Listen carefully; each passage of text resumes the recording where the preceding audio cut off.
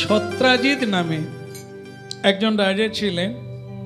তিনি সূর্যদেবের উপাসনা করতেন। মানে সূর্য জানেন তো, স্বয়ং ভগবান সূর্যরূপী নারায়ণের ভজন করতেন। সূর্যদেব তাকে একটি মণি দিয়েছিলেন, যেটা সূর্যদেবের কাছে খুব প্রিয়। একটা মণি, খুব দামি মণি, যার অনেক মহিমা আছে। সেই মণিটা স্বয়ং সূর্যদেব সত্রাজিতের উপরে, রাজার সত্রাজিতের উপরে প্রসন্ন হয়ে, মানে এই জায়গায় ব্যাখ্যা দিয়েছেন যে প্রসন্ন হলে কি না পেতে পারি, গুরু প্রসন্ন হলে কি না পেতে পারি, গোবিন্দ প্রসন্ন হলে আমরা কি না পেতে পারি, আত্মা প্রসন্ন হলে আমরা কি না পেতে পারি। যার আত্মা প্রসন্ন হয়ে যায় সে সবকিছু প্রাপ্তি হয়ে যায়। তাই জন্য স্বয়ং ভগবান যদি প্রসন্ন হয় কি না পেতে পারে। সূর্যদেব প্রসন্ন হয়ে গেল, এমন একটি মণি দিলেন। সে মণি সংসারে থাকলে এমনিতেই মানে ধন দৌলত সব বাড়তে থাকবে, রোগ জ্বালা ব্যাধি দূরে পালিয়ে যাবে। ভালো লাগছে না? শুনে ভালো লাগছে না? মায়েদেরও ভালো লাগছে? একটু খুঁজুন না কোথায় পাওয়া যায়। হ্যাঁ, আমরা তো অনেক মণি মুক্তা পড়তে ভালোবাসি, খারাপ না, পড়ুন। তবে আপনাদের বিপদ আছে, কারণ ওগুলো তো চুরি হবে, ওইগুলো নিয়েই ঝগড়াঝাঁটি হবে। আর আপনারা যখন মারা যাবেন ওইগুলো নিয়েই ছেলে মেয়েরা মারপিট করে মরা পৌঁছে যাবে, জেল জরিমানা হয়ে যাবে। মারপিট করে বাবা আমাকে দিয়ে যাবে, মা আমাকে দিয়ে যেতে বলেছে, এই নিয়ে কত গোলমাল হবে।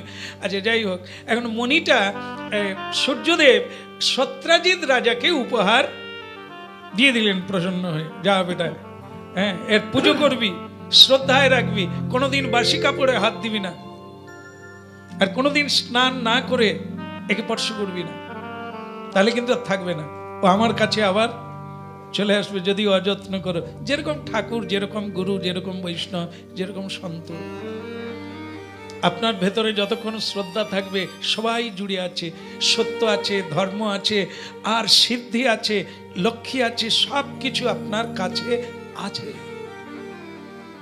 আপনি একটু অনাচার করবেন, একটু বেফাঁস জীবনযাপন করবেন, হ্যাঁ বাস, আপনার কাছ থেকে ধীরে ধীরে সব কিছু পালিয়ে যাবে। আপনি মাটির সঙ্গে মিশে যাবেন, আপনার সম্মানহানি হয়ে যাবে, শত্রু লেগে যাবে, আর অর্থকড়ি সব জলের মতো উড়ে চলে যাবে। এগুলি কিসের উপরে থাকে? সততার উপরে। পরিশ্রম করেননি, অর্থের কথা ভাবেননি, অর্থ এসে যাচ্ছে। তো এটা কিসের জন্য? ধর্মের জন্য, সততার জন্য। লক্ষ্মী, সত্য, শ্রী, ঐশ্বর্য, বীর্য, জ্ঞান সব কিছু অনায়াসলব্ধ। আর একটু আপনি পা পিছলে যান, আপনি পা না ধুয়ে ঘরে ঢুকে গেলেন, বস্ত্র ধৌত না করে ভজন করছেন, আবার ভজন করার সময় নির্দিষ্ট পালন করছেন না, অবহেলা করছেন, সাধু সন্তদের শ্রদ্ধা করছেন না, তো আপনি জানবেন আপনি কত বড় ক্ষতি করে। সাধুকে অপমান করা যায় না, অপমান তো আপনি নিজেকেই করলেন। শ্রদ্ধা আপনার কাছ থেকে হারিয়ে গেল, তা আপনার কাছ থেকে শ্রদ্ধা চলে গেলেই আপনি তো সবচাইতে ক্ষতিতে পড়ে যাবেন। আমরা কিন্তু এর বিপরীতটা দেখি, যে আমি ওনাকে সম্মান করলাম না, আমরা কাউকে সম্মান করতে পারি না। আমি যদি কাউকে প্রণাম করি, জানতে হবে নিজেকেই বড় করছি। প্রণাম করা মানে কি? আমি আরো বৃদ্ধি পাবো। আর যাকে প্রণাম করছি আমার প্রণামের সঙ্গে তার কোনো সম্পর্ক নাই।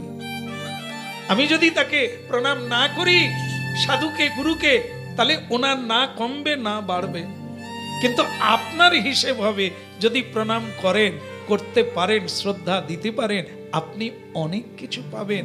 যদি কিছুও না পান, যে শ্রদ্ধাটা আপনি করলেন, এই গুণটা যদি আপনার হৃদয়ে থাকে, ভবিষ্যতেও আপনি অনেক কিছু।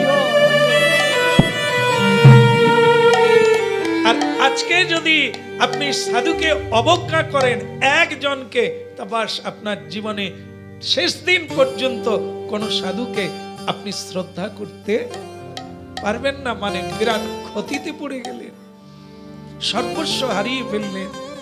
এই শ্রদ্ধাটুকু যার আছে তার অনেক কিছু আছে। ভগবত তত্ত্ব পলে পলে আমাদের শিক্ষা দান করে, রত্ন মণি মুক্তা দান করে। আমরা অন্য মণি মুক্তার দিকে তাকাই যেটা আমার কোনো কাজে লাগে না, কিন্তু মণি মুক্তা হচ্ছে আসলে জ্ঞান পেয়ে জানা জানা। এই সত্যকে জানাটাই হচ্ছে সবচাইতে বড় মণি মুক্তা, যা আপনার সঙ্গে থাকলে এ জীবনে নয়, আপনি পরজীবনেও লাভবান।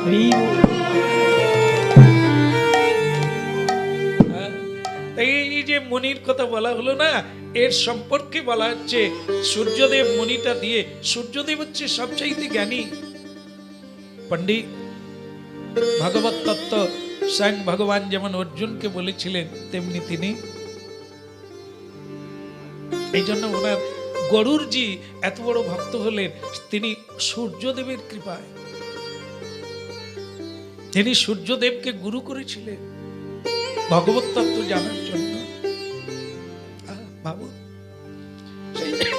সূর্যদেব ওনাকে বলেছিলেন যে গুরু, আমি তোমার প্রতি একটা জায়গায় খুশি, কি জানো? লোকে অমর হবার জন্য পাগল হয়ে যায়, দেবতারাও পর্যন্ত পাগল হয়ে গেছে অমরত্ব পাওয়ার জন্য, সুধা খাওয়ার জন্য। আর সেই সুধার ভাণ্ড তুমি হাতে পেলে, কিন্তু তুমি তার এক ফোঁটাও গ্রহণ করলে। ভারী চমৎকার তোমার চরিত্র। আর এর জন্যই তুমি যে অমরত্ব লাভ করবে, সেটা কোনো সীমা দেওয়া যাবে না। তাই আমি তোমার প্রতি খুব প্রসন্ন। তোমার লোভ নেই, তোমার অমরত্ব হওয়ার লোভ নেই, কিন্তু তোমার অমর জ্ঞান লাভ করার লোভ রয়েছে। স্বয়ং ঈশ্বর তোমাকে কৃপা করবেন, চরণ তলে রাখবেন, চরণে ঠাঁই দেবেন, তোমাকে আশ্রয় দেবে, তোমাকে সেবা করার সুযোগ দেবে এই গুণের জন্য।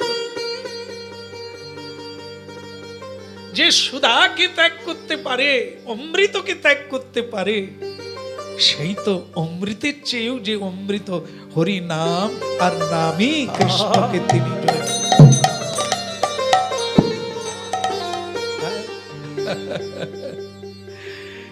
তাই জন্য কি যে শ্রীকৃষ্ণ কথামৃতের মণি মুক্তা এত মূল্যবান, এর যে মূল্য বুঝেছে সেই মূল্য দেয়, তাই সে মূল্যবান হয়ে উঠে পৃথিবীতে। ধ্রুব প্রহ্লাদ আজও ধ্রুব তারা হয়ে রইলেন।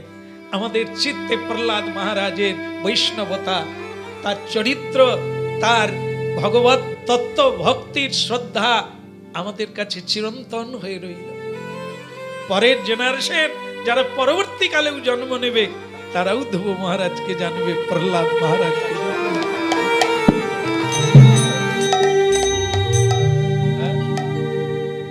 এই জন্য কি শ্রী ভগবানের অমৃত কথা এ জানতে হবে, এর ভিতরে কি আছে। সূর্যদেবের কৃপায় সত্যজিৎ রাজা এরকম একটি মূল্যবান বস্তু পেলেন, যে থাকলে আপনার সব কিছু ভালো হবে। যে মণিটা থাকলে আপনি সব দিক থেকে শত্রু পর্যন্ত হেরে যাবেন। চলছিল ভালো, ধনে ধান্যে ভরে গেল, রাজপ্রাসাদ আরো বেড়ে গেল, আরো সম্মান বেড়ে গেল, প্রতিপত্তি অনেক কিছুই হলো। ভগবান শ্রীকৃষ্ণ একদিন সেই রাজার কাছে এলেন। কে? ধীরে ধীরে করে স্বয়ং ভগবান শ্রীকৃষ্ণ যদুপতি সত্যজিৎ রাজার কাছে এলেন। হরি বল, হরি বল। সত্যজিৎ রাজা বসতে দিলেন, সম্মান করলেন, কিন্তু উদ্দেশ্য কি বুঝতে পারলেন না। যে শ্রীকৃষ্ণের মতো লোক, এর বিশাল নাম আছে বাহাদুরি, খুব বাহাদুরি লোক, মানে দেখতে খুব এইরকম যেন কিছুই বোঝেন না। কিন্তু ওরে বাপরে সারা পৃথিবীকে চক্কর দিতে পারে। এটা সত্রাজিৎ রাজা শুনেছেন, জেনেছেন। ইনি কেন এলেন বিনা নিমন্ত্রণ? যাকে নিমন্ত্রণ করে ডেকে পায় না, সেদে পায় না, সে লোক নিজের থেকে এটাই তো ভয় লাগছে। সত্রাজিৎ কি ধান্দা নিয়ে এসেছেন কে বুঝে? ভগবানের ধান্দা বোঝা বড় মুশকিল। কি এই জন্য কি শ্রী ভগবানকে প্রশ্ন করলেন যে আমি খুব সন্দেহ করছি যে আপনার আগমনটা কি জন্য, তার উদ্দেশ্য কি? ভগবান বলে কোনো উদ্দেশ্য ব্যতি রেখে কোনো মানুষ কোথাও যায় না। আপনিও ধরে নেন আমারও একটা কোনো উদ্দেশ্য তো আছে। হ্যাঁ, কই বাত নেই। তা আপনি যদি অনুমতি করেন তাহলে এবার বলবো বলবো বলবো না ছেড়ে দেবো? বন্ধ করে দেবো? বন্ধ করবো না? আমি তো আসছি বন্ধ করার জন্য নয়, ওটা বলে বন্ধ করবো। ভগবান শ্রীকৃষ্ণ বলছেন সত্রাজিৎ রাজা, তাহলে বলি। সত্রাজিৎ রাজা ভাবলেন যে মণির, ওই যে মণিটা আমি পেয়েছি, ওর কৃপায় অসাধ্য সাধন আমি করতে পারি। শ্রীকৃষ্ণের ফন্দি তো আমি কিছু বুঝতে পারছি না। যদি অঘটন ঘটনা কিছু করে তাহলেও আমি প্রস্তুত আছি যে ওনাকে আমি পরাজয় করে দেব।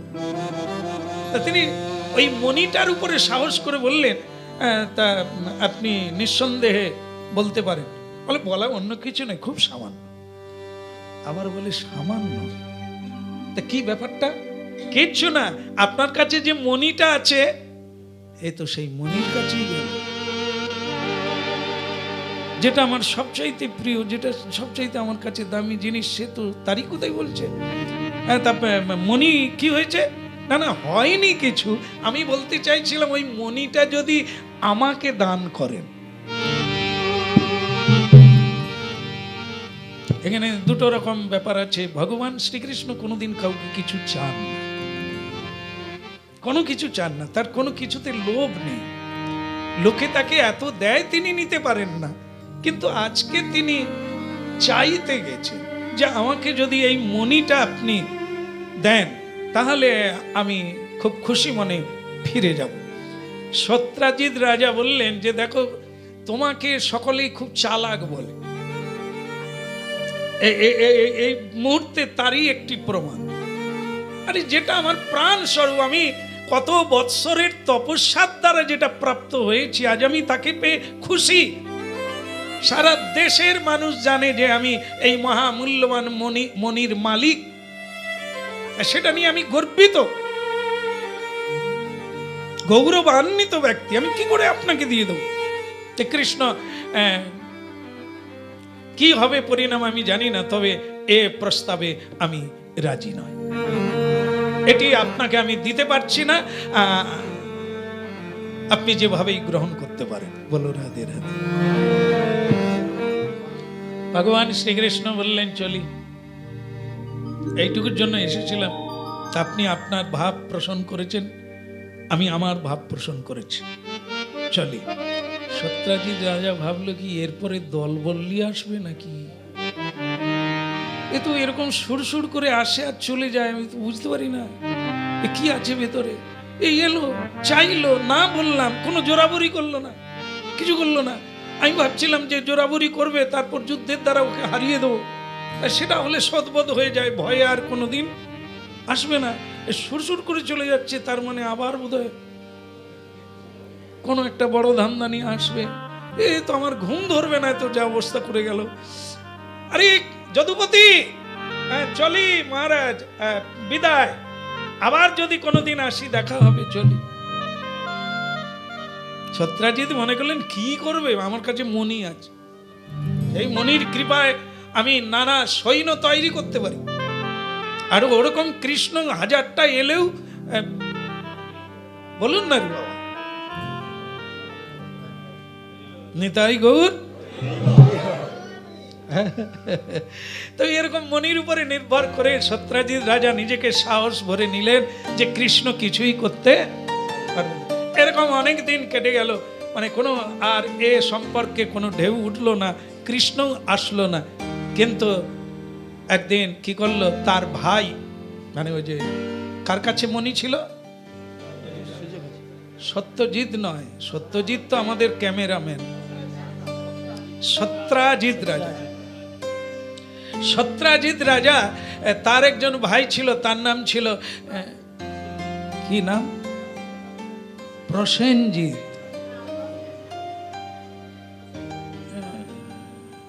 ওই যে স্টুডিও পাড়ার প্রসেনজিৎ নয়, প্রসেন।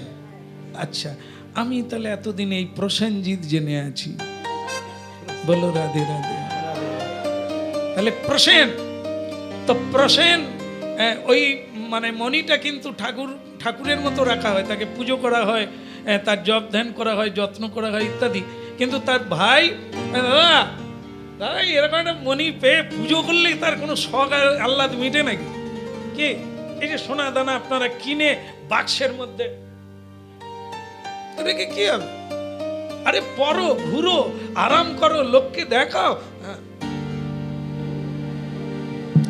তবে তো মজা হবে না। বাক্সে থাকলে কি মজা হবে?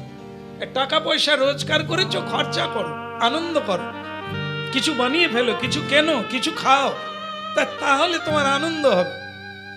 টাকা থেকে গেল, হ্যাঁ গয়না থেকে গেল, কান খালি আছে, পরনি কেন দিদি? আর যে চোরের হিচকাটা, তাহলে আপনি এত খরচা করে করলেন কেন? তাই এই জন্য এর চাইতে মজা বেশি পাবেন যদি ব্যবহার ঠিক না। দাদা ওই মুক্তার হাটটা, মনির হাটটা আমাকে দাও দিকে, আমি একটু পরে ঘুরে আসি। ভাই সত্রাজিৎ রাজা মনে করলেন যে হ্যাঁ একটু মজা করুক না, হ্যাঁ লোকে দেখুক যে আমরা কত ভাগ্যবান।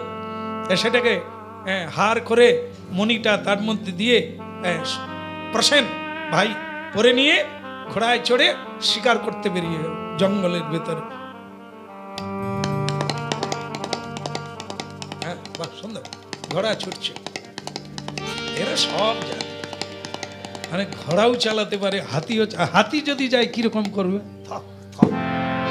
কিরকম হাতি ওরকম শব্দ করে করে যায়, তবু ওর খোলে সব হয়। হ্যাঁ তোমার খোলে ট্রেন যায়, ট্রেনও যায়, মানে ওর এমন শব্দ করবে যে ট্রেন যাবে। ওর সঙ্গে দেখা হয় মাঝে মাঝে, আর সেসব দেখাবো অন্যদিন। আজ ঠান্ডায় ট্রেন চালালে হবে না। এখন ঘোড়া ছুটছে, তাই এরকম টকবক টকবক করে প্রসেন, আর তার বুকে সেই হাটটা, মনির হাটটা মাঝে মাঝে দুলছে। আর কি গর্ব, লোকে যারা দেখছে তারা তো হাঁ করে তাকিয়ে আছে। আরে সত্রাজিতের ভাই না, রাজা সত্রাজিৎ, যিনি মণি পেয়েছিলেন। বলে শুধু মণি, ওই তো সেই মণি। হ্যাঁ দুলতে দুলতে হেলতে হেলতে টকবক টকবক করে জঙ্গলে প্রবেশ। আর জঙ্গলে যে পৌঁছে গেল, সিংহ শিকার করতে গেল। বনের রাজাকে খরগোশ, ইঁদুর, বাবা কেউ না জানা লোক নাই।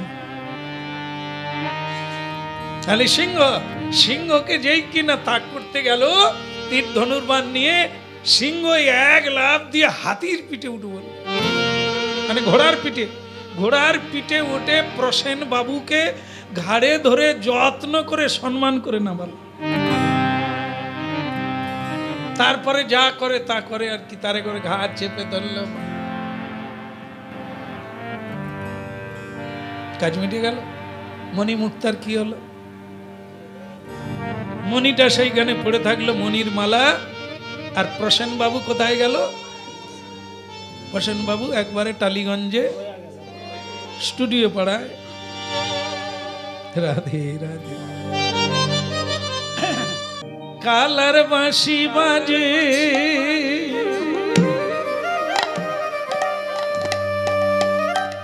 বাঁশি বাজে বাজে, অসময়ে বাজে বাঁশি, সময় বোঝে না। অসময়ে বাজে বাঁশি, সময় জানে না। ও কালার বাসি রে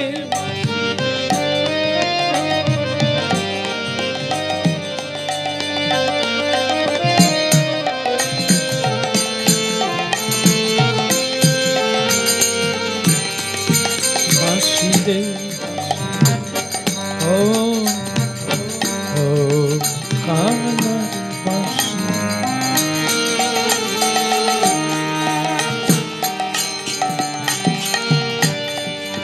কালাবাসির বাজন জানে না জানে না বাঁশির বাজন জানে না জানে না জানে না জানে না অসময় বাজে বাঁশি সময় বোঝে না হইলয় বাজে বাসি সময় বোঝে না অসময় বাজে বাঁশি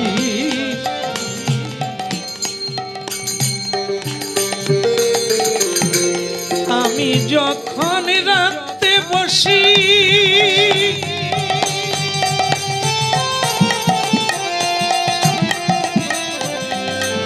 আমি যখন রাতে বসি তখন বাজায় কালো শশী আমি যখন প্রান্তে বসি বাঁশি বাজায় কালো শশী যখন জলে আনিতে স্ত্রী যমুনায় বাঁশি বাজায় কানা বাঁশি বাজন জানে না অসময়ে বাজায় বাঁশি সময় বোঝে না হইলয় বাজায় বাসি সময় বোঝে না কোনে ঝাড়ের বাঁশি রে তো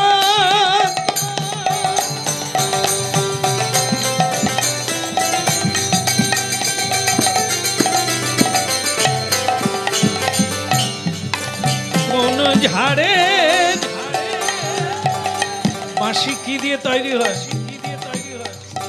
বাঁশ দিয়ে না কোন ঝাড়ে বাঁশি রে তো নাগালি যদি পাই ঝাড়ে বলে উপারি যমুনায় ভাষায় হইল ঝাড়ে মুড়ে উপারিয়ে যমুনা ভাষায় অসময়ে বাজা বাঁশি সময় বোঝে না অসময়ে বাজায় বাসি সময় বোঝে না আলাচা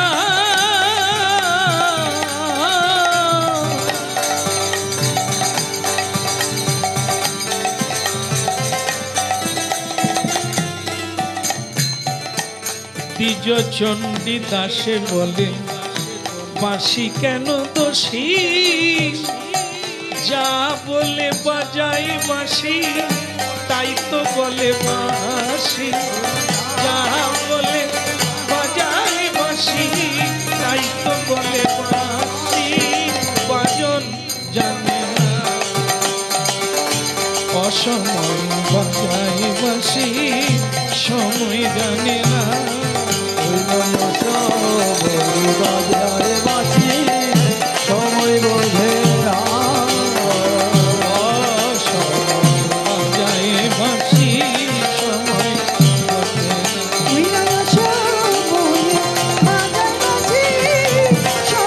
বোঝে না বোঝে না বোঝে না বোঝে না বোঝে না বোঝে না সময় বাজায় বাঁশি সময় বোঝে না বাজায় বাসি সময় বোঝে না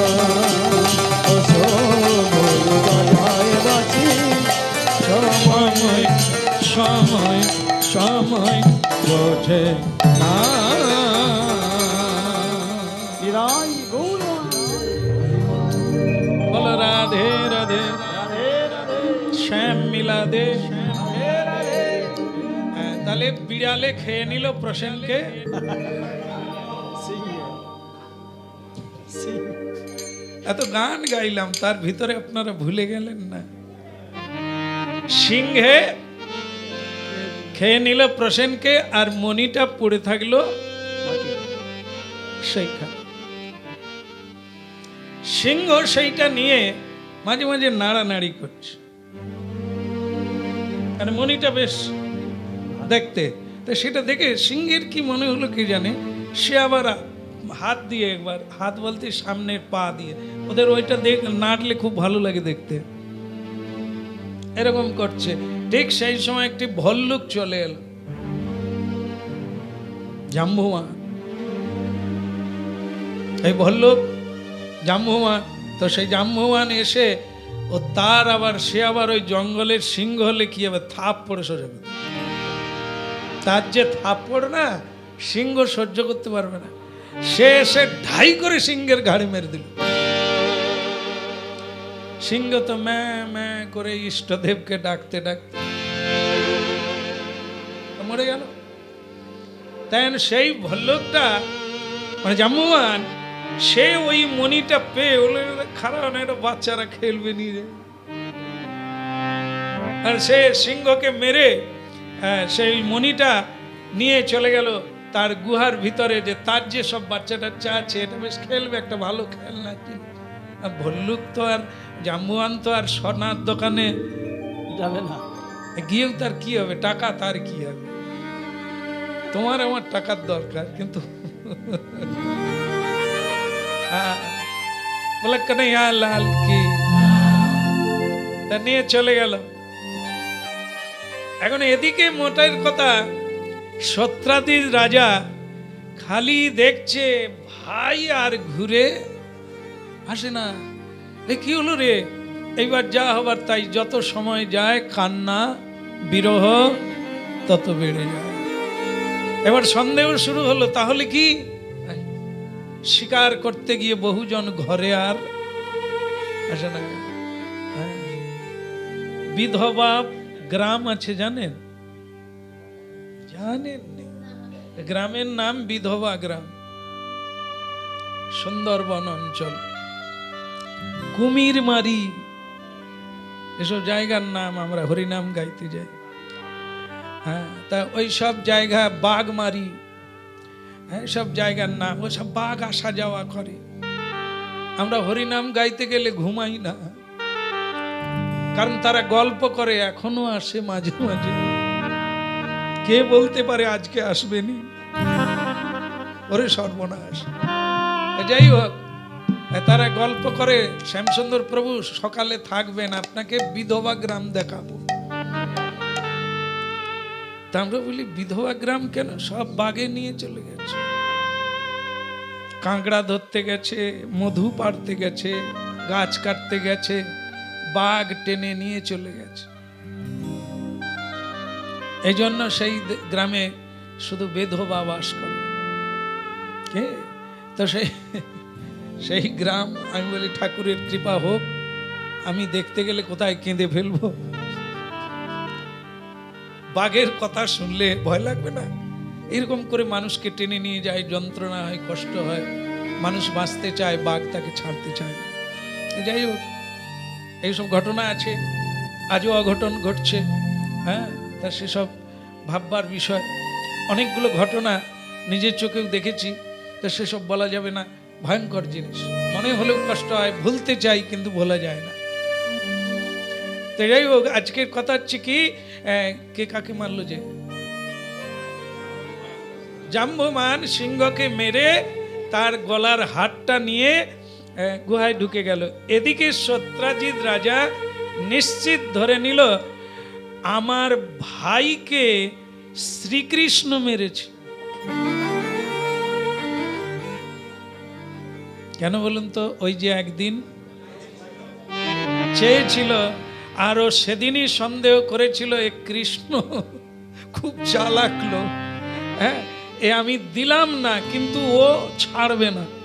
কিন্তু এই জন্য মনে হয় সুযোগের অপেক্ষায় ছিল, তাই আমার ভাইটাকে মেরে তার গলা থেকে এই মণিটা নিয়ে চলে গেছে। ছি, ওনার মতো লোক, ওনাকে লোকে অনেকে পুজো করে, ঋষি মুনিরা নমস্কার করে, বহু মানুষ ওনাকে শ্রদ্ধা করে। এটা দেখে আমারও ভালো লাগে যে মানুষের মধ্যে একজন মানুষ যাকে নরোত্তম বলা যায়। কিন্তু এই কাজটাকে ঠিক করলেন আমার ভাই। আরে বাবা, তোমার এটাতে লোভ যাবে কেন? তুমি কংসকে মেরে তার রাজ্যই গ্রহণ করো না, উগ্রসেনকে দিয়ে দিলে। কত রাজ্যের রাজা তুমি হতে পারতে, তুমি নিলে না, সবাইকে ছেড়ে দিলে, তুমি নিজে নিষ্কিঞ্চন হয়ে রইলে, পরোপকার করো। কিন্তু আজকে তুমি কাজটা কি করলে? আমি দিলাম না বলে তুমি আমার ভাইকে হত্যা করে হাতটা নিয়ে নিলে। এ কথাটা কানে কানে জনে জনে, এসব কথা তো বেশি দেরি হয় না বেরোতে, রাত না পেরোতে পেরোতে সারা দেশ ছড়িয়ে যাবে। কেন? দামি লোক যদি কিছু করে, ও কথা দেশ দেশান্তরে। আর আমরা যদি কিছু করি, হয়তো পাড়ার লোক বলবে আগে জানো যে কীর্তন করতে,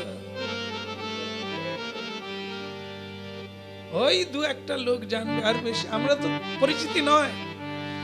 কিন্তু যারা ওই যে এরা বলে কি ভাইরাল নাকি, এই যে এরা খোল বাজায়, এদেরকে যেই যেখানে দেখে, কালকে হয় আমাদের করতাল ম্যানকে ধরে যেখানে গান গাইতে গেছিল, তাকে বল তোমাকে চেনা চেনা লাগছে।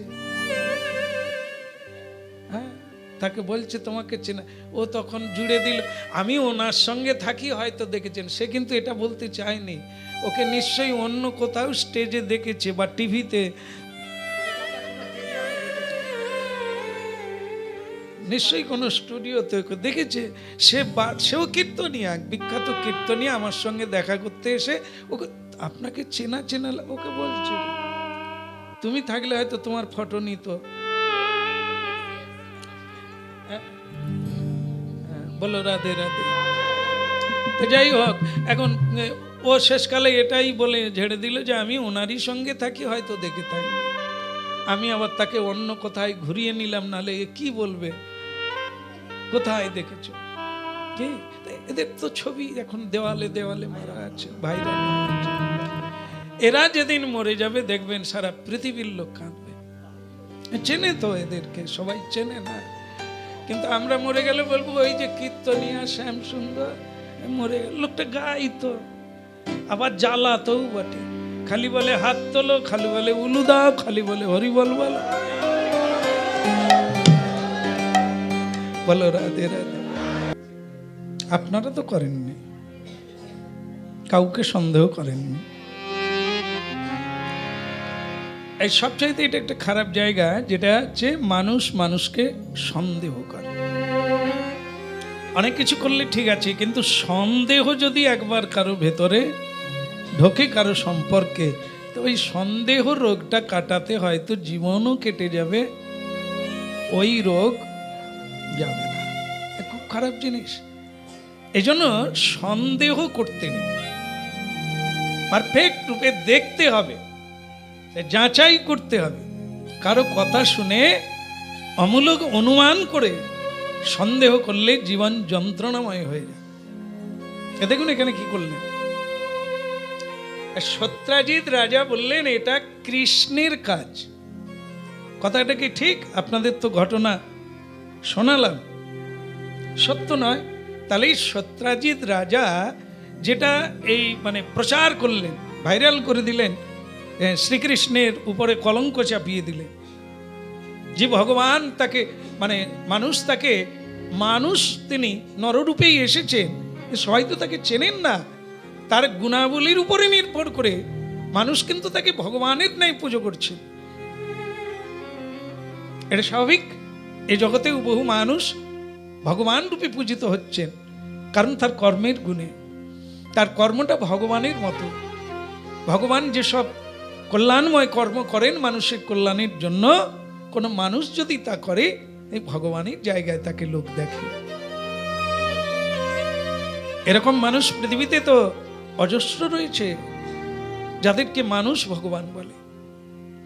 হ্যাঁ, তা সেরকমই স্বয়ং ভগবান ভগবান না হলেও তাকে যদি নররূপেও দেখা যায়, তা তিনি সকলের পূজিত হয়ে গিয়েছিলেন। অল্প কিছু সংখ্যক মানুষ আছে যারা তাকে নিন্দা করে, তাকে মানেন না, কিন্তু বেশিরভাগ মানুষ ধীরে ধীরে করে তার কর্মকলাপ, তার চরিত্র দর্শন করে তাকে মানুষ হৃদয়ে বসাচ্ছে। সেই সময় সত্যজিৎ রাজা এরকম প্রচার করে দিলেন, শ্রীকৃষ্ণ আমার ভাইকে হত্যা করে মনির লোভে এরকম মানে কি বলবো, নৃশংস, এরকম একটি নৃশংস কর্ম করলেন কৃষ্ণ, যা লজ্জাজনক বিষয়।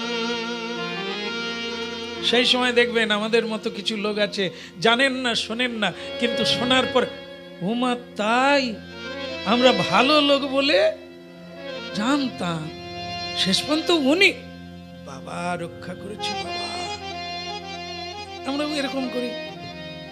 কিন্তু ভগবান কৃষ্ণ কিন্তু কোনো উত্তর দিলেন না। এই আমরা যেমন মরিয়া হয়ে উঠি, চল ভজাবি চ,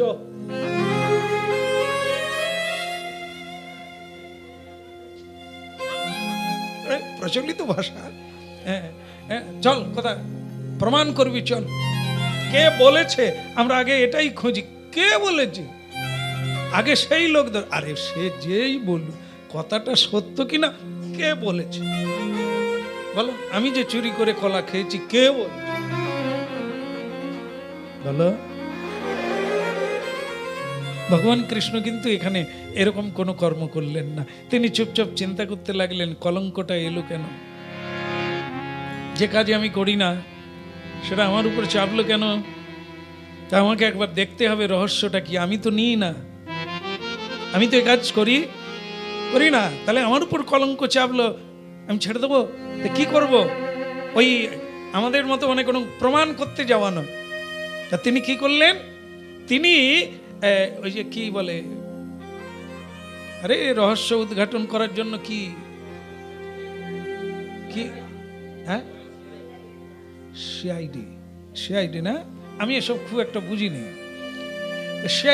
সিআইডি যেরকম মানে ভেতর থেকে তত্ত্বটা বের করে যে কিভাবে এই ঘটনা ঘটেছে, আসল সত্যটা কি, তা সেটাই ভগবান খুঁজতে লাগলেন যে আসল ঘটনাটা কি। সত্যজিৎ রাজার ভাই মালাটা পরে গেল, কোথায় গেল?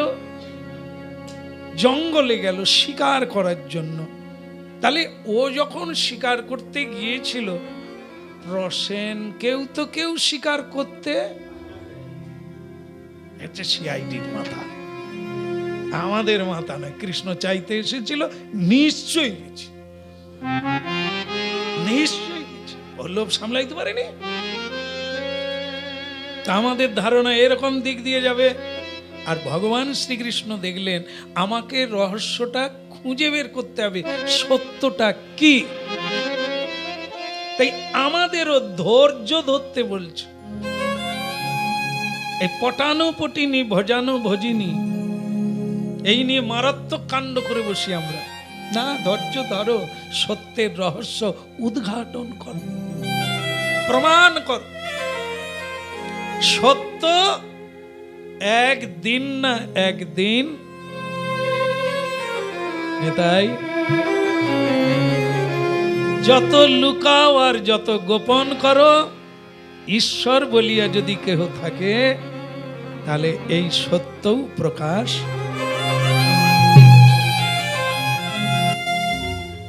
প্রেম সে বলো, ঠিক সে চলো।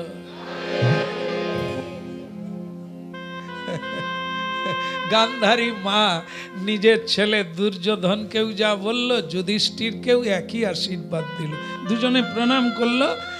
গান্ধারী মা বলল, বেটা হাম ক্যা বলেগা, যাহা ধর্ম যথা ধর্ম। দুর্যোধন রেগে বলেছিল, মা আশীর্বাদটা কোন দিকে গেল? আমি তো আপনার নিজের ছেলে, দাদা যুধিষ্ঠির তো আপনার গর্ভের ছেলে নয়, তাহলে এই জয় হোক, দুর্যোধনের জয় হোক কি আপনার বলা উচিত ছিল না? বলে, মূর্খ তুই, আমি চোখে দেখতে পাই না বলে কি ওটাও দেখতে পাই না? মানে গান্ধারী মা অন্ধ ছিল না?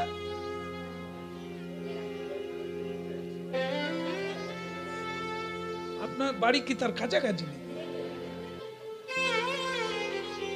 এ কাহিনী মানে জনে জনে রটে গেছে, ছড়িয়ে গেছে। মহাভারতের কথা বলতে গেলে ভুল বলা যাবে না, কারণ সবাই, এটা ভালো জিনিস, এটা খারাপ না। তবে আপনারা বেশিরভাগ সিরিয়াল দেখে জেনেছেন, গ্রন্থ আপনারা খুব কম পড়েন। তাহলেও আমি স্বীকার করি, আমি মান্যতা দিই, সিরিয়াল দেখেও তো জেনেছেন ভগবত তত্ত্বটা, ভগবানের অনেক কথা আপনারা জেনেছেন, এর জন্য আপনাদের ধন্যবাদ। তাহলে কি দাঁড়ালো? ওই কি হচ্ছিল, খালি ভুলে যাই কেন? আচ্ছা, তো বাধা ছিল তো বলছেন, যদি দুর্যোধন তুই ভুল করিস না যে আমি চোখে দেখতে পাই না বলে ভুল করব। আমি কিন্তু না তোকে বলেছি আর না যুধিষ্ঠিরকে দিয়েছি। তার মানে আশীর্বাদ তাহলে কি মাঝখান দিয়ে চলে গেল? বললাম মাঝখান দিয়েও যায়নি আর উপরে উঠে যায়নি আর মাটিতে উপরে যায়নি। যে ধর্মপথে থাকবে, হ্যাঁ বেটা समझले, उल्टा ना समझले, হ্যাঁ উল্টা বুঝে নিস না, তাহলে অনেক কিছু উল্টে যাবে। সোজা সোজা করে শোন, সোজা করে বুঝ। যথা ধর্ম, এ যুদ্ধ ধর্মের যুদ্ধ, জয় তার হবে যে ধর্ম মতো যুদ্ধ করবে, যে ধর্মের জন্য যুদ্ধ করবে, যিনি ধর্ম মতো চলবে। এ যুদ্ধ জয় তার হবে, আর যে অধর্মের পথে থাকবে তার ক্ষয় হবে। ইথে কোনো আমাদের জীবনটা আলাদা নয়, ওই একই ক্যাটাগরি। ভগবানের আশীর্বাদ, সাধুদের আশীর্বাদ, ঋষি মুনির আশীর্বাদ ওই রকমই দেওয়া আছে। যথা ধর্ম, তুমি ধর্মের তলায়, ধর্মের ছাতায় ঢুকে যাও, ধর্মের আশ্রয় নাও, তোমারও জয় জয়কার হবে।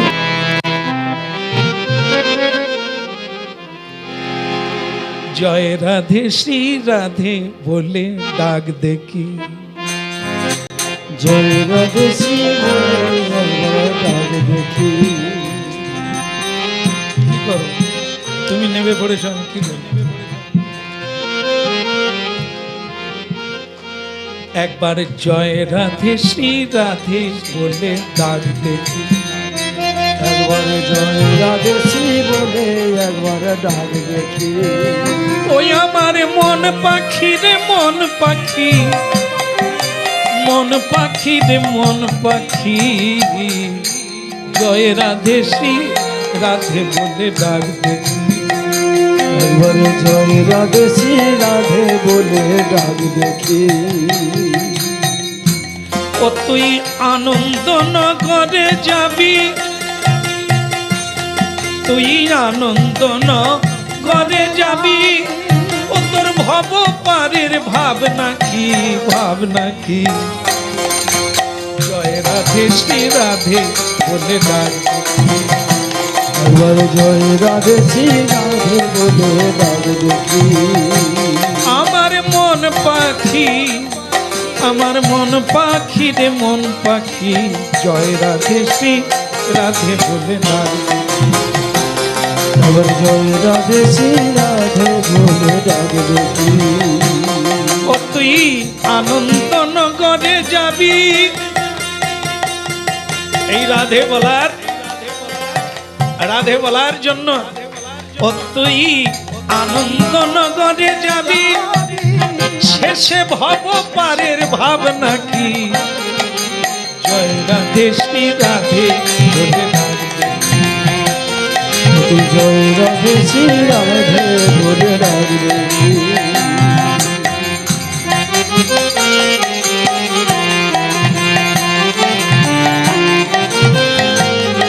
বলো রাধে রাধে রাধে।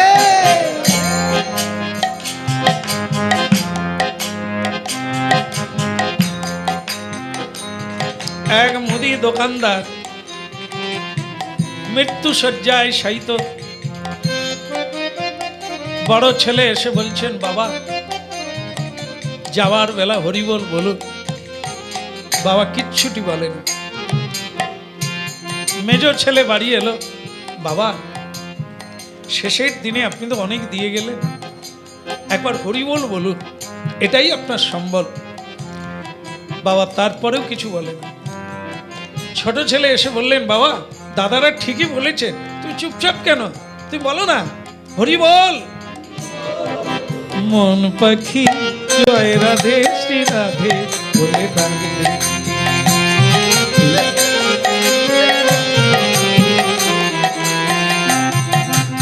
বড় ছেলে বলছেন, বাবা আমাদের কথা চিন্তা করতে হবে না, তোমার কৃপায় আমরা ভালোই আছি, ভালো থাকবো।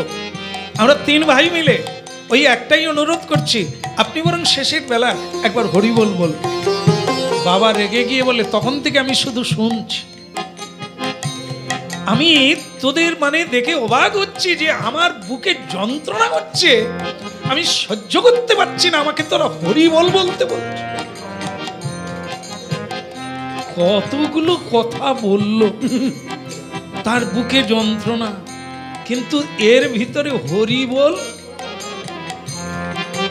জয় রাধে শ্রী রাধে বলে ডাকবে। তুই জয় রাধে শ্রী রাধে বলে ডাক দেখি।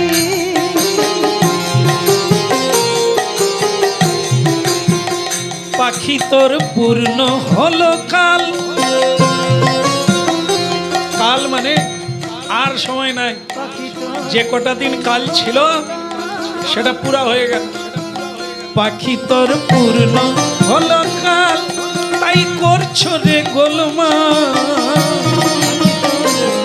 মরার বেলা রোগী ঔষধ খায় না, আর আমরা যখন দুশ্চরিত্র আর দুষ্কৃতি হয়ে যখন খুব লাফালাফি করছি, তার মানে জানতে হবে মরার সময় হয়ে গেছে। তাই আর কারো উপদেশ কাজ করবে না।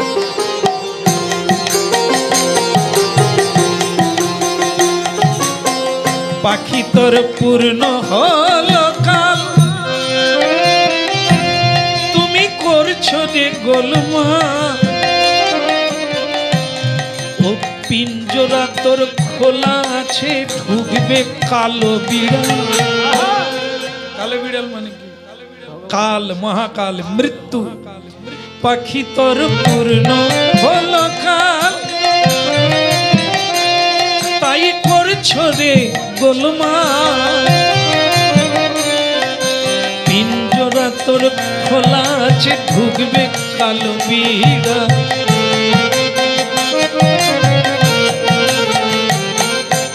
জোর করে সে নিয়ে যাবে, হায় হায় জোর করে সে নিয়ে যাবে, নিবারণের উপায় কি? জয় রাধে শ্রী রাধে বলে ডাকবে। ওই আমার মন পাখি জয় রাধে শ্রী রাধে বলে ডাকবে।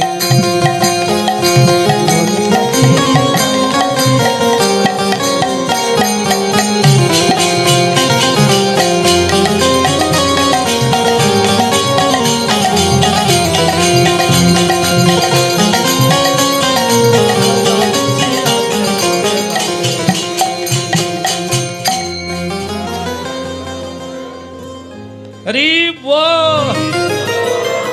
যথা ধর্ম। তাহলে কি হলো? ওদিকের কি হলো?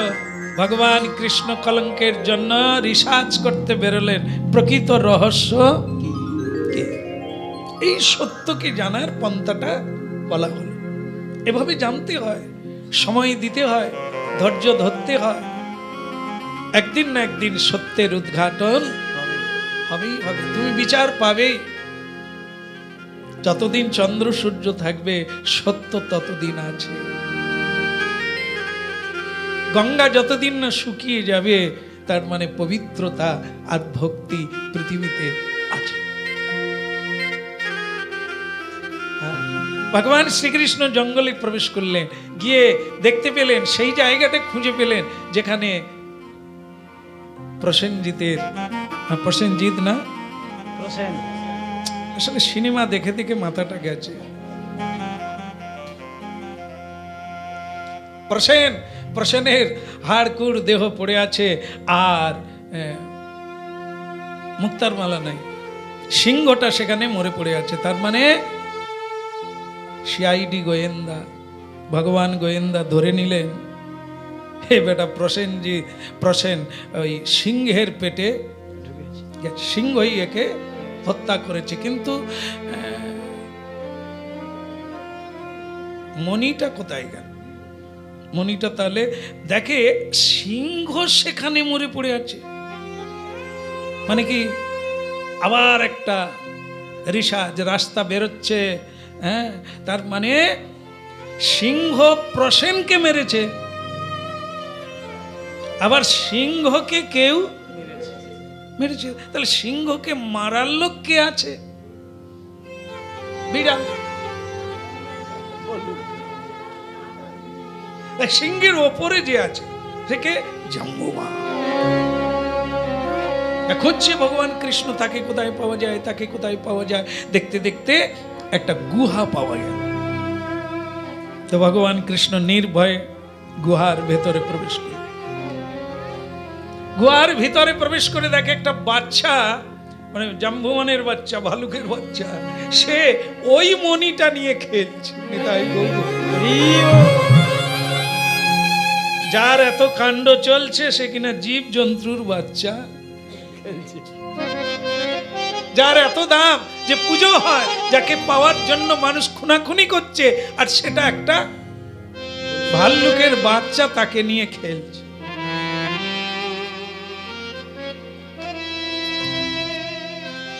কত রকমের খেলা খেলছে। ভগবান কৃষ্ণ বুঝতে পারলেন, তাহলে যে সিংহকে মেরে এই মণিটা এনেছে, হাতটা এনেছে, সে নিশ্চয়ই এইখানে আছে। এ বাচ্চার বাপ না হলে মা। ভগবান কৃষ্ণ ভাবছেন একে একটা থাপ্পড় দিয়ে দেবো, কান টানলে মাথা আসবে, এটা করলেই বেরিয়ে। পদধ্বনিতেই বুঝতে পেরেছে জাম্বুবান যে কেউ কোনো শত্রু বোধহয় আমার ডেরায় ঢুকেছে। তাই জাম্বুবান প্রকাণ্ড শরীরধারী, প্রকাণ্ড তেজদীপ্ত পুরুষ,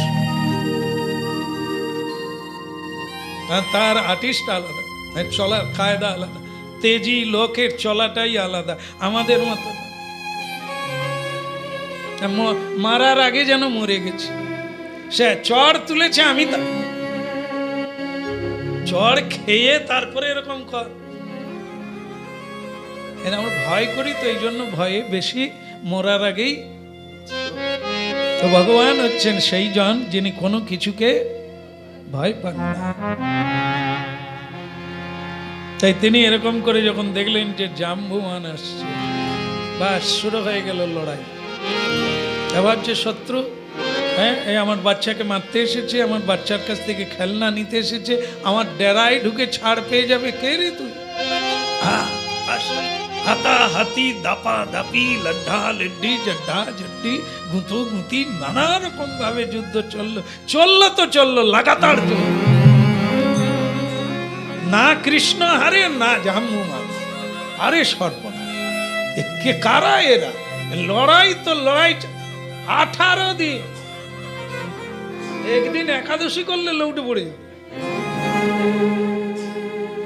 আমাদের অবস্থা এরকম, না না জল আনতে পারবো না গো, একাদশী করছি। বলো না না, আমি মোটে 6খানা রুটি খেয়েছি, আমি কি করে জল আনবো এক বালতি? 500 ছোলা ভিজানো আছে, 500 মটর ভিজানো আছে, 2 ছড়া কলা ঝুলছে। সব ছেলেকে অর্ডার দিয়ে ঠাকুমা কিনে আনিয়েছে, একাদশী করবে। এরপরেও সে জাম্বুবানের কাছে হারবে? হ্যাঁ, তাও বলো রাধে রাধে। এখন কি হলো? এই তো মানে ভগবান কৃষ্ণের সঙ্গে 18 দিন যুদ্ধ হলো। কি সর্বনাশ! নেই, কই নেই হারতা है, কেউ হারছে না। একবার ও হারে, একবার এ হারে, একবার ও উঠে, একবার এ উঠে। लगातार चलता है, कोनो खुदाও নাই, তৃষ্ণা নাই, ক্লান্ত নাই, চলता है। শেষকালে জাম্বুয়ান ছেড়ে দিয়ে বলছে, জয় শ্রীরাম। হ্যাঁ, তোমাকে আমি চিনে ফেলেছি, তুমি অন্য কেউ না, আর তুমি আমার প্রভু। যে তুমি আমার রামচন্দ্র প্রভু, সেই তুমি এখন কৃষ্ণ হয়ে অবতার।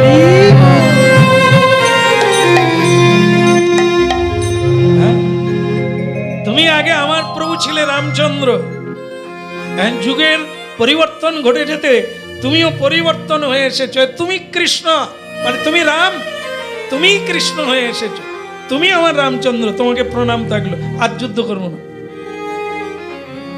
তো ভগবান কৃষ্ণ বলে, জাম্বুয়ান তুমি চিনলে আমাকে, আমি রামচন্দ্র? আরে আমার সঙ্গে যুদ্ধ করে কেউ পারবে না, যদি পারে একজনই পারে, সে আমার প্রভু রামচন্দ্র। তাই 18 দিন লড়াই করছি, তোমাকে মাটিতে ফেলাতে পারছি না। তুমি কে? কিন্তু জাম্বুয়ান হাত জোড়ো করে বলছে, প্রভু তুমিও আমাকে মাটিতে ফেলাচ্ছ না কেন? তুমি তো সব পারো। তো ভগবান কৃষ্ণ বলছেন, জাম্বুয়ান সেই যে ত্রেতা যুগে অনেক কিছুই হলো, কিন্তু গা গরম হয়নি, যুদ্ধটাই ঠিক মজা পাইনি। সবাই তো তোমরাই মেরে সব ঠিক করে দিলে, আমি ঠিক মজা পাইনি। আর সব চাইতে যেটা দামি কাজ, সে তো আবার লক্ষণ করে নিল, আমি খুব একটা ভালো করতে পারিনি। তাই তোমার সঙ্গে পেয়ে তোমাকে সমান সমান, তাই পেয়ে কিছুটা তোমার সঙ্গে একটু গা গরম করে নিলাম। যুদ্ধ করার যে আনন্দ আছে, সেটা তোমার সঙ্গে করে। বলে, প্রভু আপনাকে আমি প্রভু বলি, আপনার সঙ্গে আমি আগে যদি জানতে পারতাম, তাহলে আপনি আমাকে ক্ষমা করুন। তো তখন ভগবান কৃষ্ণ বলছেন, তোমার একটা বড় গুণ কি বলতো? তুমি সেই ত্রেতা যুগ থেকে দাপর যুগে বেঁচে আছো, আর আশীর্বাদে আবার তুমি এটাও একটা ভালো জিনিস যে তুমি আমাকে চিনতে পেরেছো। এটাই তোমার ভজন যে চলছে, এটাই তার প্রমাণ। তুমি ঠিকই ধরেছো, যুগের পরিবর্তনে আমি আবার শত্রু বিনাশের জন্য আমি এই দাপর যুগে কৃষ্ণ রূপে অবতীর্ণ। তবে তোমার এখানে আমি এমনি আসিনি জাম্বুয়ান, কোনো একটা কারণে এসে তোমার সঙ্গে আমার পরিচয় হলো। খুব ভালো লাগলো যে তুমি আমার সেই পরম বন্ধু জাম্বুয়ান। তুমি আমার জন্য কি না করেছো, সেই তোমার কোনো মানে ঋণ আমি শোধ করতে পারি না। আজকে এলাম, কিন্তু এখন আমি তোমার কাছে অতিথিও বলতে পারো, আবার কিছু চাইতে এসেছি বলতে পারো। সে কি প্রভু? আমি তো জানি আপনি দেনেওয়ালা, আমি যা পেয়েছি তা আপনার কাছ থেকেই পেয়েছি। আপনি আবার আমার কাছে কি চাইবেন? ওই মুখ মনির মালাটা আমি চাই, এই মনির হাত। জাম্বুয়ান এসে বলে, বাচ্চার খেলনা, क्या करेगा, क्या करेगा, ये আপনার কি কাজে লাগবে প্রভু? কত মণি মুক্তা, রাজা, হুজুর, সম্রাট, দেবতা আপনার চরণে কত মণি মুক্তা ঢেলে দিল, আপনি ফিরেও তাকালেন না, সব মারি দিয়ে চলে গেলেন। আজ একটা মণি মুক্তা নিতে এসে। ভগবান বলে, জাম্বুয়ান সে তুমি বুঝবে না, এই মালাটার জন্য আজ আমি কলঙ্কিত। লোকে আমায় দোষ দিচ্ছে, আমি নাকি এটা চুরি করেছি। কে এটা বলে? তার নাম একবার বলে, এক থাপ্পড়ে সমুদ্রে ফেলে দেবো। বলে, না না, তুমি গুহা থেকে বেরোয়।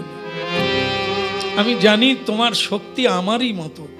হ্যাঁ, তুমি এখনো বেঁচে আছো, আমি এটা ভাবতে পারিনি। তুমি মরে যাওয়া তোমার ভালো ছিল, তুমি তো যাকেই পাবে থাপ্পড় দিবে। বলে, প্রভু আসলে কি জানেন তো, সীতামা ওই যে শেষকালে যখন তিনি উদ্ধার হয়ে এপারে এলেন, সে তিনি তো যার যার মাথায় হাত দিয়েছে তার মাথা তো পুড়েনি, সেই তো বেঁচে গেল। ওই সীতামা হাত দিল, তাই তো আমি বেঁচে আছি। কি করব প্রভু? তাহলে আমি কি বের বললাম? তুমি বেরোয়নি, অল্পে রেগে যাবে, আর কাকে মারবে তার কোনো, যাকেই মারবে সে চলে যাবে। তুমি বেরোয়নি, তুমি গুহায় বসে ভজন করো, সাধন করো। এখন কি তুমি তাহলে এটা দিতে রাজি? বলে, প্রভু এটা তো পড়ে আছে মনে করুন না, এ তো বাচ্চার খেলনা, আমি ঘুরিয়ে আনছি। তা আপনার লাগবে, এর জন্যই কলঙ্ক, নিয়ে যান। তবে প্রভু আর বলি, কি বলবে, কিছু চাইবে? না, কিছু দেব, ওটা তো আমার না, তবু আমি তাকে এনেছিলাম। বলতে পারেন তো ওই সামান্য জিনিস আপনাকে দেব কেন, আমি ওর সঙ্গে আরো কিছু দেব।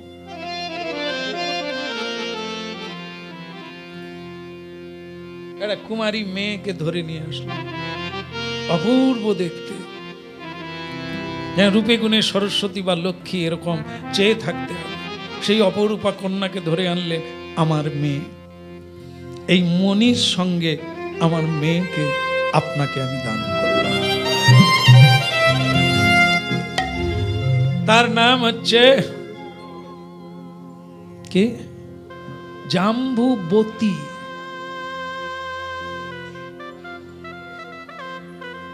আপনিও চেনেন, তাহলে প্রণাম রইল।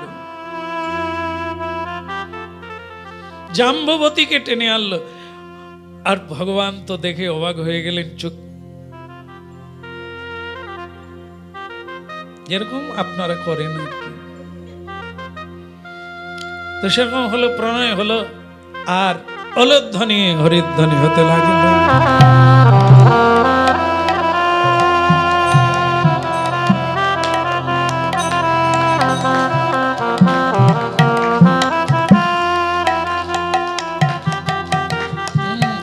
কালী পূজার লবত,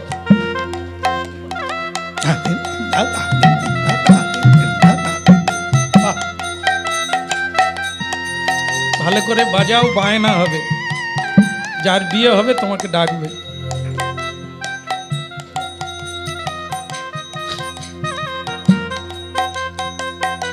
কি হলো, কি আনতে এসে কি পেল? ভগবান শ্রীকৃষ্ণ রহস্য উদ্ঘাটন করে ফেললেন। এবার কলঙ্ক দূর হবে, ওটা পেয়ে গেছে, আর সঙ্গে লক্ষ্মী দেবীকে প্রাপ্ত হয়ে গেল। তিনি হচ্ছেন লক্ষ্মী দেবী, হচ্ছে রুক্মিণী, আর লক্ষ্মীর অংশে স্বয়ং আমাদের জাম্বুবতী অষ্টমহিষী লক্ষ্মীর অংশে জন্ম। তা সেই জাম্বুবতীকে নিয়ে সত্রাজিৎ রাজার বাড়িতে গেল। বলো, সত্রাজিৎ কি মহারাজ কি? সাধু মানুষ।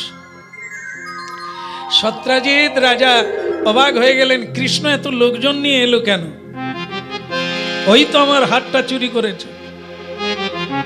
স্বয়ং ভগবান কৃষ্ণ বললেন, সত্রাজিৎ রাজা, তুমি যেটা ভাবছো সেটা না, এই নাও, এই সেই হার। আসলে আপনার ভাই শিকার করতে গিয়ে সিংহের হাতে মারা পড়ে। সেই সিংহ হাতটি নিয়ে গিয়ে যেতে চেয়েছিল, তাকে জাম্বুবান হত্যা করে। জাম্বুবান হাতটা নিয়ে গিয়ে রাখে। আমি জাম্বুবানের সঙ্গে লড়াই করে তাকে পরাজিত করে তার কাছ থেকে পুরস্কার স্বরূপ হাতটা এনেছি। এখন আপনি নেন, আর সত্যটা যে আপনি জানলেন, এটাই আমার কাজ ছিল, এখন আমি চলি।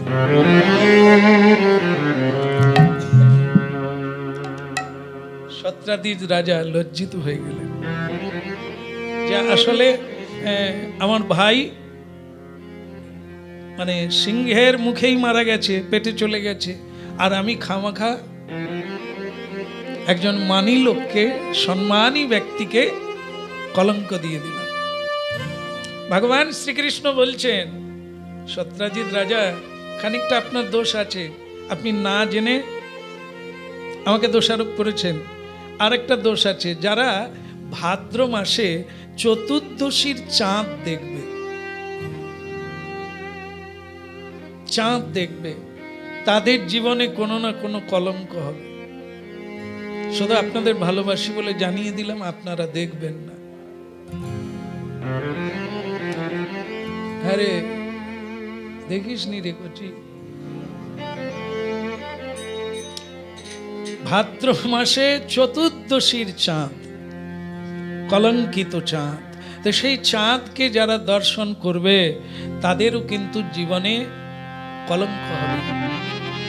এই জন্য ওই চাঁদ দর্শন করতে নেই। যেদিন মানে কি বলে চতুর্দশী গণেশ চতুর্থী বলে উল্লেখ আছে, যেটা বিশালভাবে পৃথিবীতে গণেশ পুজো হয়। সেই দিন হচ্ছে গণেশ চতুর্থী। আর পাঁজিতে দেখবেন কলঙ্কিনী চতুর্থী, কলঙ্কিনী বলে তার পাশেও লেখা থাকবে। তাহলে এই জন্য এই চাঁদ যে দেখবে তার জীবনে ভাগ্যিস আপনারা দেখেননি, তাই এত উন্নত। ভগবান কৃষ্ণ বললেন, বোধহয় আমি কোনোদিন সেই চাঁদ দেখেছিলাম, তাই চুরি না করেও চোর নামের কলঙ্ক দিয়ে দিলাম। এখন আমি আসি, উলুধ্বনি শাঁখ বাজিয়ে দেন, আমি চলে যাই।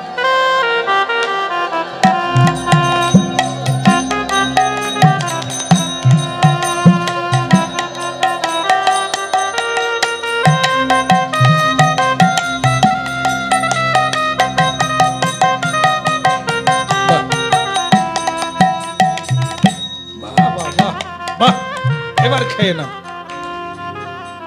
আমি ভাবছি আরো একটু চালিয়ে যাবে, না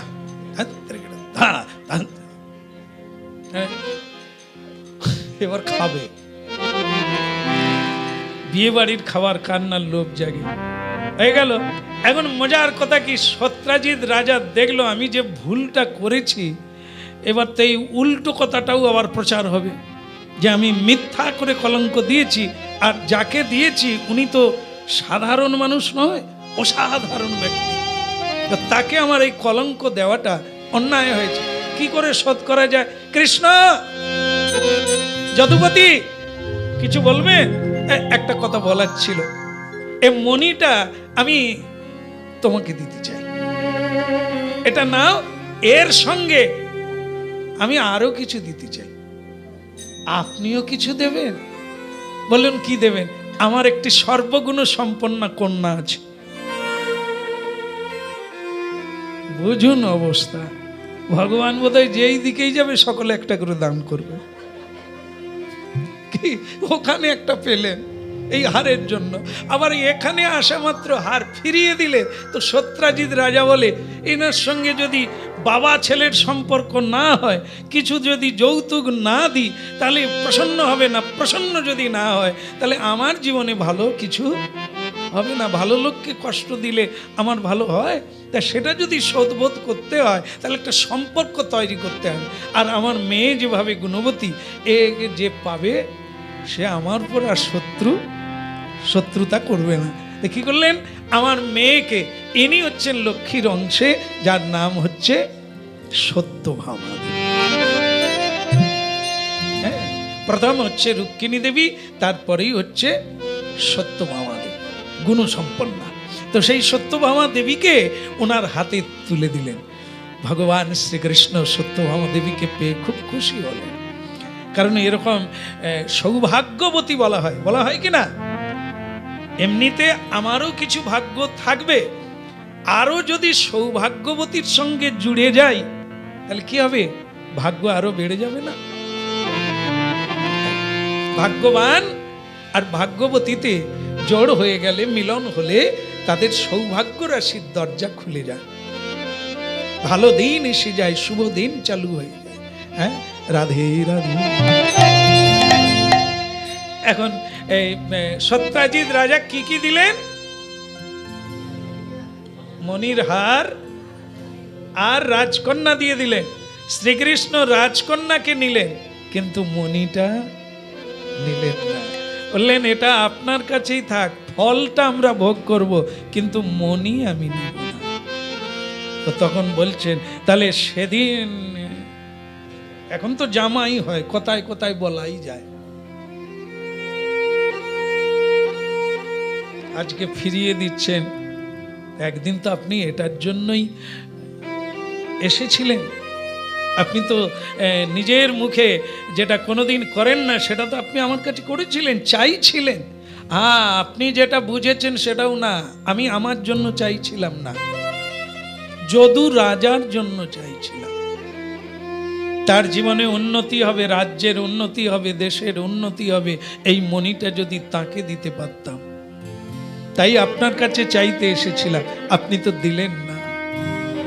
আর আমার ওই মণি কোনো কাজে লাগবে না, আমার প্রয়োজনও। তাহলে আজকে আমি মেয়ের সঙ্গে যৌতুক রূপে দিচ্ছি, বলে অন্য কিছু দেন, আরো মেয়ে থাকে দেন, কিন্তু এটা আমি নেব না। কারণ এটা যদি নিয়ে যাই তাহলে লোকের আর মুখ খুলতে বাকি থাকবে না, এত সব করার মানেটা কি? ওই মুক্তাটা নেওয়ার জন্য। এই জন্য ভগবান বললেন না, ওটা আপনি নিজেই রাখেন, আপনি বরং সকলের ওর দ্বারা উপকার করুন। শুধু রেখে দেবেন না, ওর ভোগটা আপনি নেবেন না, যেন ওর ভোগটা সকলেই নিতে পারে, সকলের সৌভাগ্য হয়, সকলেই কৃষ্ণ ভক্তিমতী হয়। আপনাদেরও ভাগ্যরাশি খুলুক।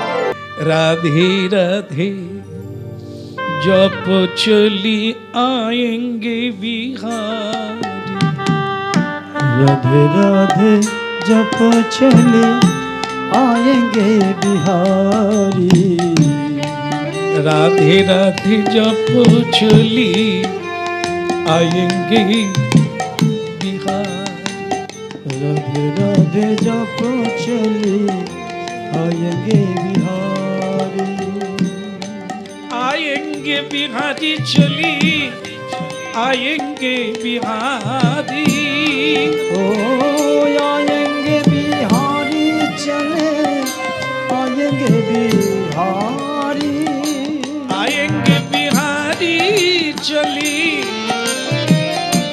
आएंगे बिहारी, आएंगे बिहारी चले आएंगे बिहारी, राधे राधे जप चली आएंगे बिहारी, राधे राधे जप चली आएंगे बिहारी,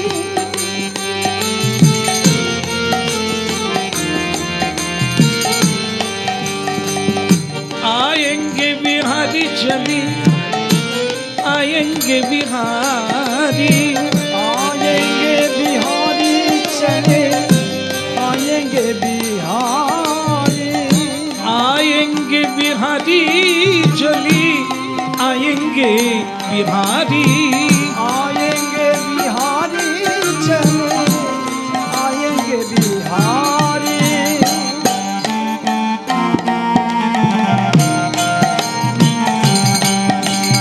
राधे राधे जप चली आएंगे बिहारी, राधे राधे जप चले आएंगे बिहारी,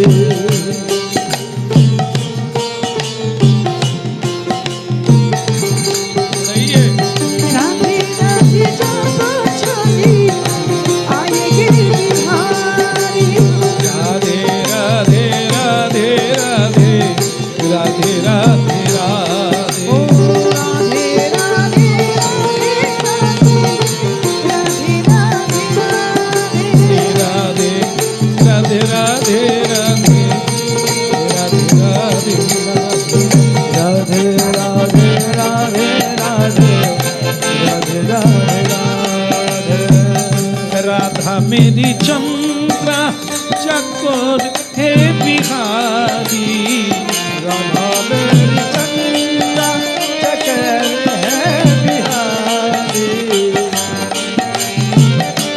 राधा मेरी चंद्रा चकोर है बिहारी, राधा मेरी चंद्रा चकर है बिहारी, राधा मेरी गंगा, राधा मेरी गंगा किनारे है बिहारी, राधा मेरी चंद्रा किनारे है बिहारी, राधे राधे जप चली आएंगे बिहारी, राधे राधे जप चली आएंगे बिहारी, आएंगे बिहारी चले आएंगे बिहारी,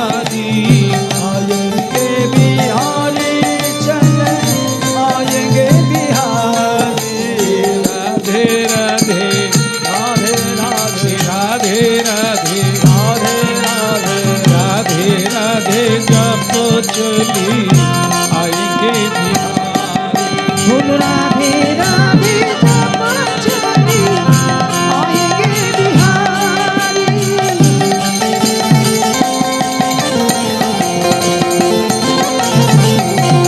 राधे राधे आएंगे बिहारी। राधे जप चली आएंगे बिहारी।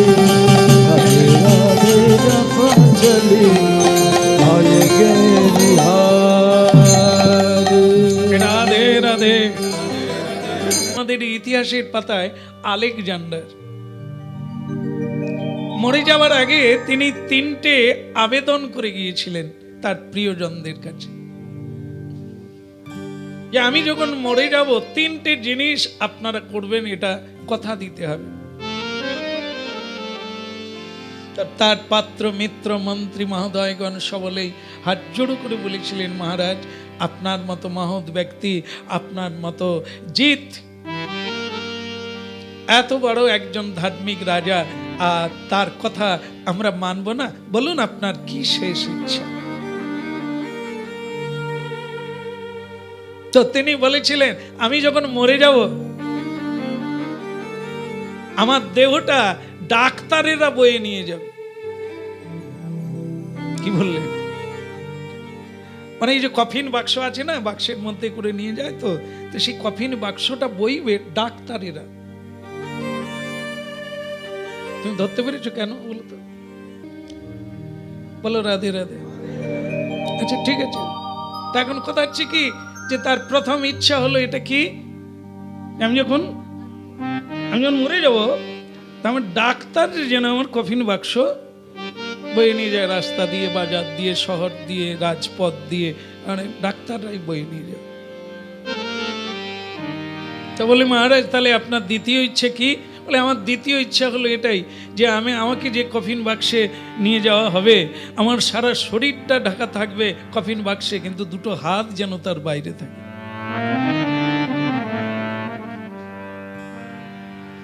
বাহ, কারণ কথা বোঝা গেল।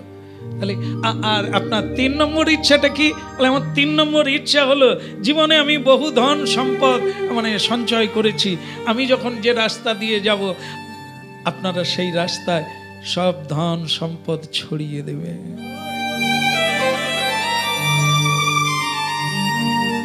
তিনটে ইচ্ছা আলেকজান্ডার, তিনি যখন মারা যান, গ্রিক দেশের রাজা আলেকজান্ডার, তিনি তার দেশবাসীকে, তার পাত্র মিত্রকে বলে গিয়েছিলেন, আমার মৃত্যুকালে যেন এরকম শোভাযাত্রা করা হয়।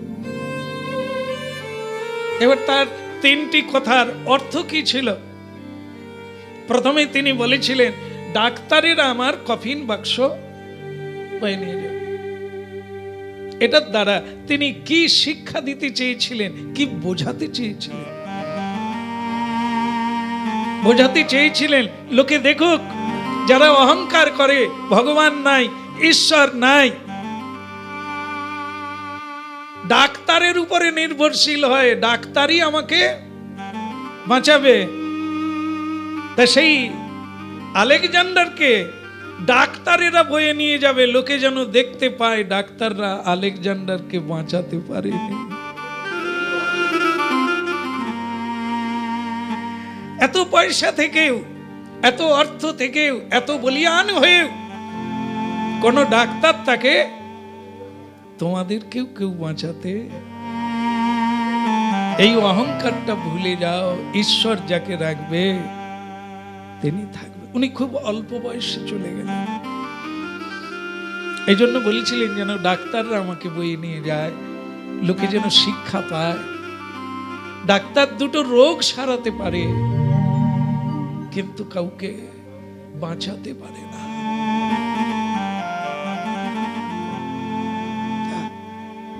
এটা জানিয়ে দিও, মানুষ যেন এখান থেকে ঈশ্বরের উপরে ভরসা করে, কিছু না হোক অন্তত যেন ঈশ্বরকে জেনে মরতে পারে।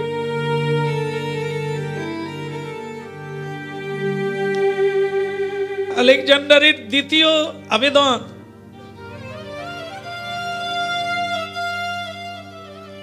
আমার সারা দেহটা বাক্সের মধ্যে থাকবে, দুটো হাত বাইরে থাকবে, মানুষ দেখুক যে আলেকজান্ডার দেশের পর দেশ শুধু জয় করে গেল, কত কিছু উপার্জন করলো। সেই মহাধনী মহামানী গ্রিক দেশের রাজা আলেকজান্ডার, যার এত প্রাচুর্য, সে যাওয়ার বেলা কি কি নিয়ে যাচ্ছে, কি কি নিয়ে যাচ্ছে।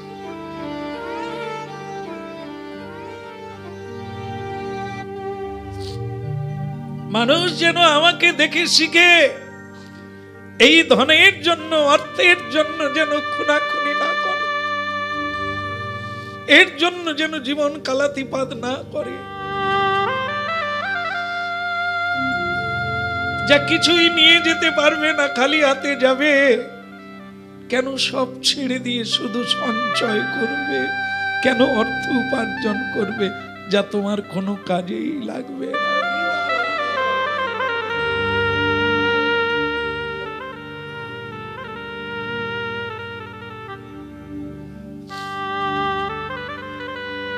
তার শেষ কথা ছিল ধন সম্পদ এগুলো রাস্তায় ছড়িয়ে দেবে।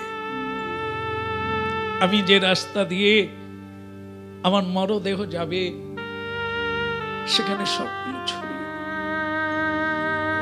এ কথার তাৎপর্য ছিল এটাই যে যা পেয়েছো সব এখান থেকেই পেয়েছো, যাওয়ার আগে সব বিলিয়ে দাও, সেবায় লাগিয়ে দাও, মানুষের সেবা।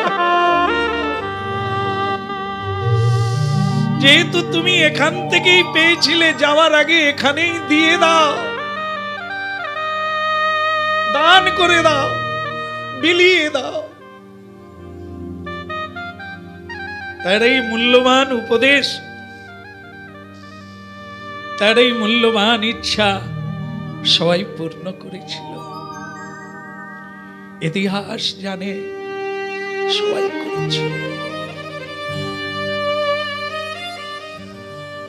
এই ইতিহাস বর্তমান ভবিষ্যৎ একথাই লিখে যাবে, একথাই লিখে যাবে।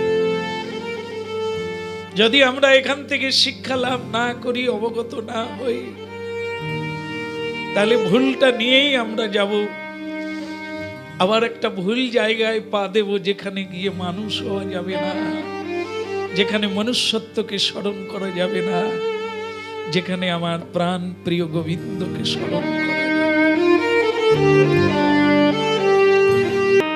তার মানে কি, এ জগতে যারা আমরা বেঁচে আছি, কিসের জন্য বেঁচে আছি?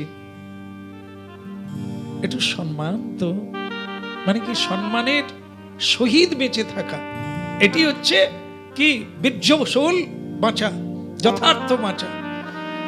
মান অপমান নেই, সম্মান নেই, আর লোক নিন্দা থুতু ফেলছে, ঘৃণা করছে, এরকম বেঁচে থেকে কোনো লাভ নেই। মাথা নিচু করে লুকিয়ে বাঁচতে হয়, এ বাঁচার কোনো মূল্য নেই। সততা থাকলে আপনি চির অমর হয়ে থাকবেন, সব সময় উজ্জ্বল।